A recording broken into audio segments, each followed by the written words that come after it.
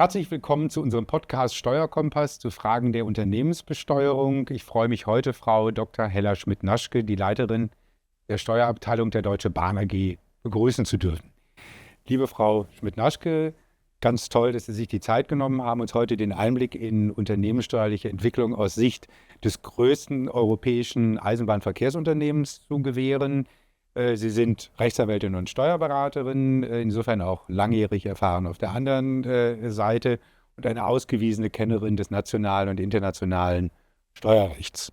Wenn man von einem Unternehmen wie der Deutsche Bahn die Steuerabteilung leitet, ergeben sich mannigfaltige steuerliche Probleme. Wir müssen uns also heute etwas beschränken. Wir würden heute die Themen Digitalisierung, aktuelle Hürden im Bereich von Transaktionen sowie erhöhten Compliance-Aufwand durch Berichtspflichten in den Blick nehmen. Kommen wir vielleicht gleich zur Digitalisierung. Aus Ihrer Sicht, die Deutsche Bahn, wo sehen Sie derzeit die größten praktischen Probleme bei der digitalen Zusammenarbeit mit den Finanzverwaltungen der verschiedenen Länder? Ja, vielen Dank, dass ich heute hier sein darf. Ich freue mich auf das Gespräch.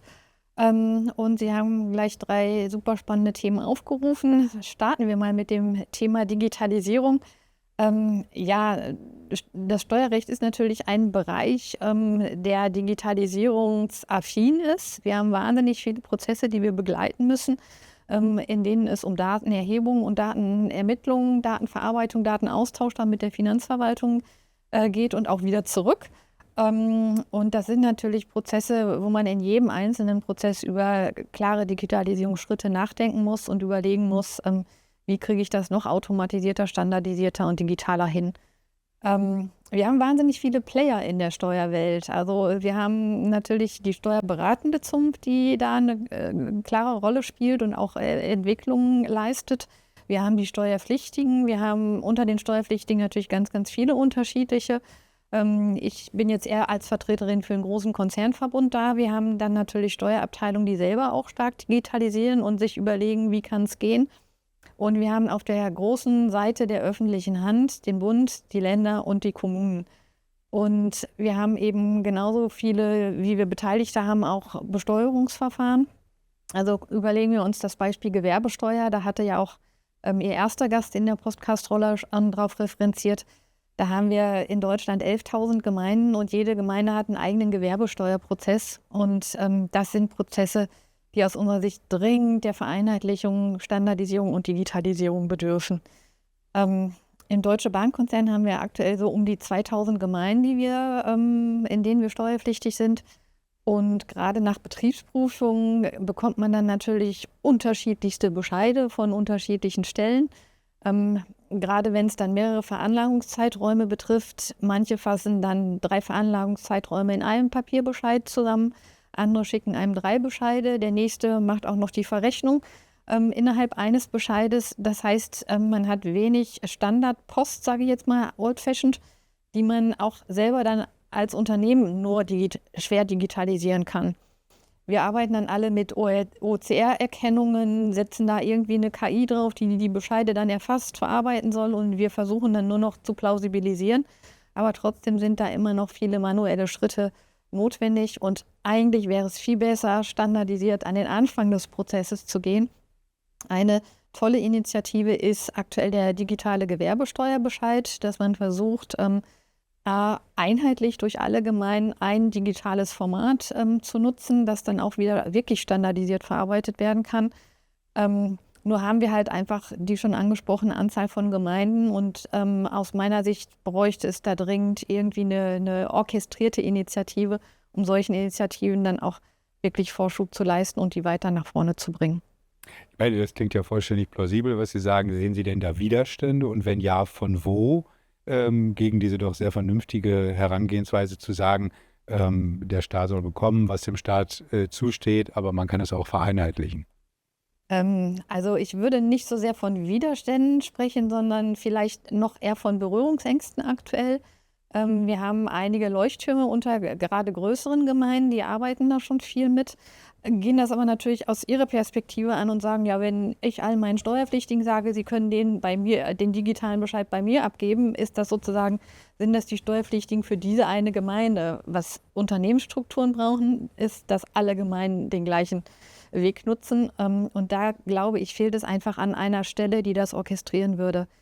Vielleicht auf Landesebene, dass man auf Länderebene über Clearingstellen nachdenkt, dass man sagt, die Veranlagungsfinanzämter machen für den einen Steuerpflichtigen das gesamte Gewerbesteuerverfahren oder vielleicht sogar auf Bundesebene. Also dass da prozessual was passiert. Aber es wäre auch gut, wenn sich Länder oder gar Bund zusammenschließen würden und sagen würden, wir wollen jetzt diese Gewerbesteuerverfahren standardisieren und digitalisieren und solchen Initiativen dann eben auch Raum geben und darauf hinwirken, dass sich da was tut. Man kann nicht von einer einzelnen Gemeinde, die einen Kämmerer hat, verlangen, dass die jetzt die Digitalisierung alleine betreiben. Das ist nachvollziehbar. Und gibt es da Gespräche mit dem Bundesfinanzministerium? Also wir werben in all den Formaten, die die Branche hat, dafür, dass sich da was tut. Wir sprechen ja auch in vielen Formaten über das Thema. Mal gucken, ob sich was tut. Ich drücke die Daumen. Kommen wir vielleicht dann zum nächsten Thema, Fallstricke im Transaktionsbereich. Sie haben 2024 die Veräußerung des Tochterunternehmens in UK, der Areva Group an die US-amerikanische als Squared Capital Group begleitet. In 2025 folgte dann direkt der Verkauf der DB Schenker an den dänischen Logistiker DSV, zwei sehr, sehr beachtete und große Transaktionen. Was waren denn da so die Fallstricke, die Ihnen aus dem steuerlichen Bereich aufgefallen sind? Ja, erstmal muss man sagen, dass natürlich M&A-Transaktionen immer einem bestimmten Muster folgen, aber letztendlich doch jede Transaktion wirklich total eigenständig und besonders ist.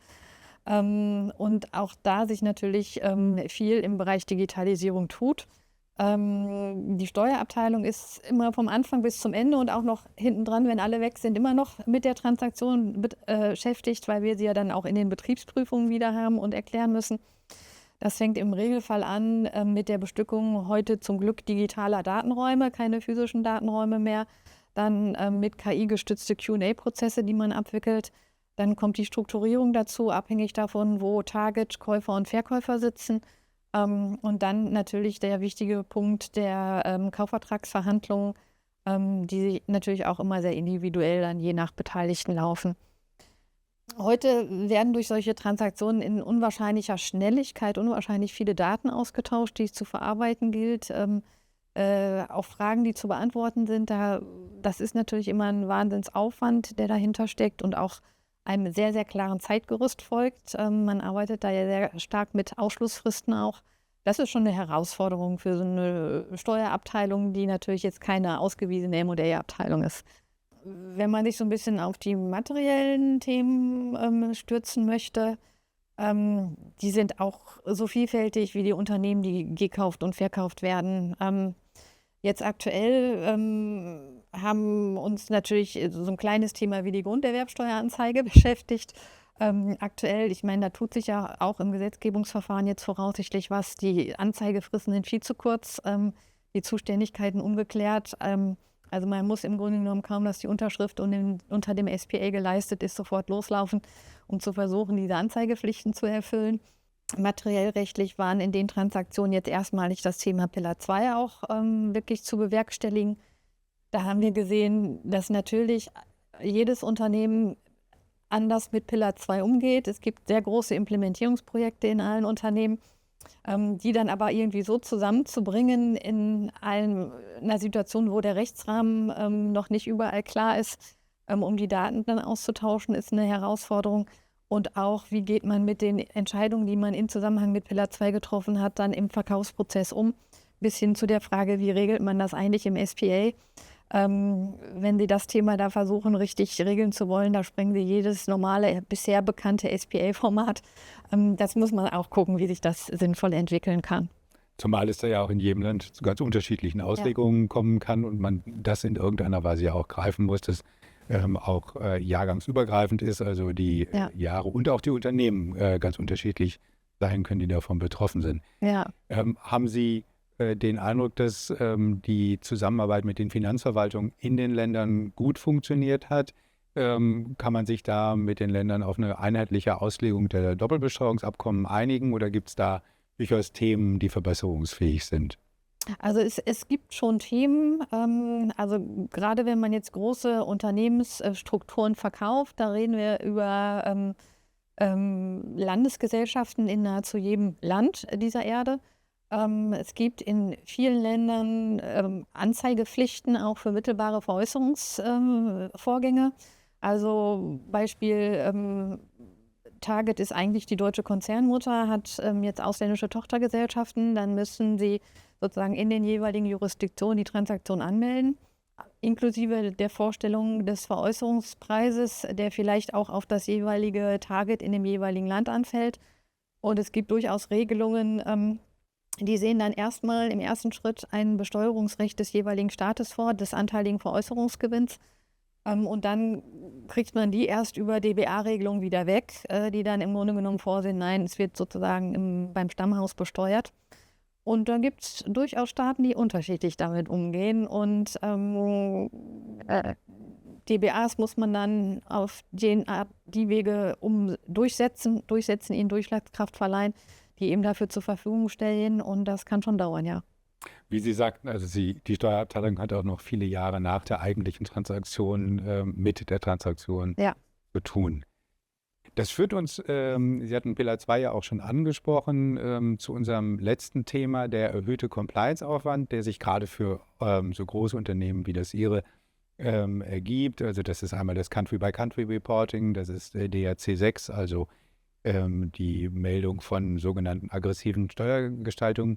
Wie wirken sich diese erhöhten Berichtspflichten auf Ihre tägliche Arbeit im Unternehmen aus? Die haben schon enormen Einfluss. Also gerade wenn man sich anschaut, was in den letzten 10 Jahren für Regelwerk gerade auf internationaler Ebene losgelöst oder losgetreten durch die BEPS-Initiative entstanden ist, das ist schon Wahnsinn. Also, und wir sind da ja bei den meisten Berichtspflichten, die neu geschaffen worden sind, ganz weit weg vom eigentlichen Steuerfestsetzungsverfahren, sondern das sind fast alles Themen, die dazugekommen sind, durch die Finanzverwaltung, die Staaten versuchen, mehr Informationen über steuerlich relevante Sachverhalte irgendwie zusammenzutragen. Und DAX 6 ist ein Beispiel, Meldepflicht internationaler Steuergestaltung beziehungsweise internationaler Gestaltung, die vielleicht Steuergestaltung sein können. Mir ist nicht bekannt, dass da wirklich viel bei rumgekommen ist. Gleichzeitig gelten diese Verpflichtungen immer weiter. Wir melden. Und man hört eigentlich nicht, dass irgendwie wirklich was dabei rumgekommen ist. Und ähnliches ist es im Grunde genommen mit dem Country-by-Country-Report. Da melden wir jährlich Daten. Wir kriegen ab und zu mal vereinzelte Rückfragen dazu. Aber ist da jetzt irgendwie wirklich was bei rumgekommen, ist aktuell unbekannt. Und jetzt kommt noch hinzu der Public CBCR als nächstes und dann noch Pillar 2, mit dem ja eigentlich im Grunde genommen auf genau dasselbe abgezielt werden soll. Man will ein Level Playing Field schaffen, in dem einigermaßen einheitliche, gleichmäßige Besteuerung auf der Welt etabliert wird. Und dann erledigen sich ja auch Steuergestaltungen von selber, die früher vielleicht Steuerarbitrage genutzt hätten. Und ich finde, da kann man schon mal gucken, ob wir diese ganzen Berichtspflichten jetzt wirklich noch brauchen oder ob man nicht doch mal wirklich strukturiert überprüft, welche der Berichtspflichten erledigen sich vielleicht. Ja, nun sind manche der Berichtspflichten tatsächlich auch internationale Berichtspflichten, die also durch Europarecht auch hinterlegt sind, wie jetzt zum Beispiel DRC 6, also die Meldepflicht für Steuergestaltung. Und insofern ist das ein langwierigerer Prozess, der da sicherlich stattfindet. Aber haben Sie den Eindruck, dass da auch auf nationaler Ebene schon Gehör gefunden wurde, dass man sagt, man möchte das vielleicht mal angehen, auch auf internationaler Ebene? Oder ist man da sehr zurückhaltend? Also mein Eindruck ist schon, dass das jetzt kommt. Die EU hat ja wirklich auch eine Decluttering-Initiative ins Leben gerufen. Und auch hier bei uns habe ich schon das Gefühl, dass das langsam Gehör findet und man wirklich auch schaut, Entbürokratisierung ist ja auch aufgerufen, wirklich als Thema für die amtierende Bundesregierung. Ich glaube schon, dass das ankommt, dass das was fängt und dass man anfängt, darüber nachzudenken, was brauchen wir wirklich, was hilft, die Gesetzmäßigkeit der Besteuerung wirklich nachweisbar und effizient besser zu machen.